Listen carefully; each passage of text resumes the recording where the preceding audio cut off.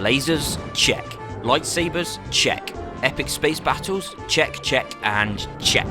Then it can only be one thing: Star Wars.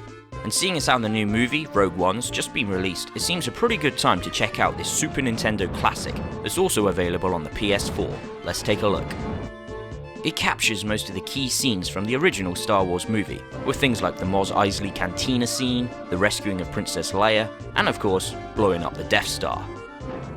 It only deviates from the movie in scenes which need a bit more in the way of action.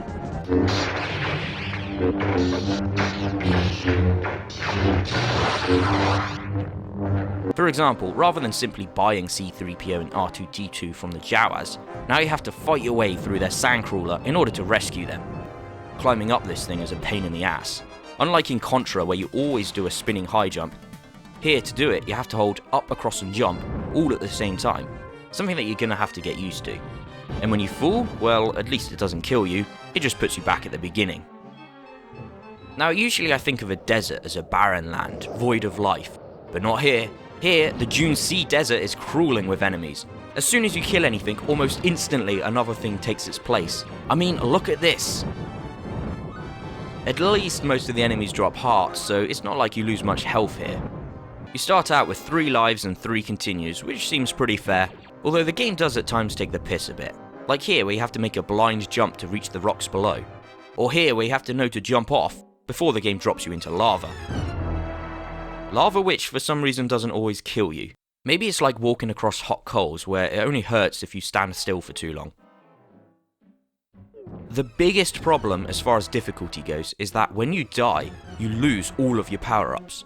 You gradually increase the power of your gun by collecting upgrades, and the health swords increase your maximum health. So say you get to a boss and die, then on your next attempt, you're back to minimum health with only the shitty starting gun as a weapon. At this point, you may as well reset the game because it will be nearly impossible to win. Personally, I only ever wanted to upgrade as far as the Seeker, because this thing will annihilate the enemy. By just tapping fire, basically everything on the screen dies. The upgrades beyond the Seeker are more powerful but lose that homing ability, meaning that you may actually have to aim for a change. Thankfully, the PS4 version has an ace up its sleeve, a save feature. Now, I'm not sure how I feel about this. Sure, it makes the game a lot easier and helps when making a review, but it takes away a lot of the fun of slowly getting to learn a level and then getting better at it. Or of course try and find a way to cheat the system. In my opinion, it's not classic gaming unless you feel a little bit like you're being tortured and want to throw the cartridge across the room.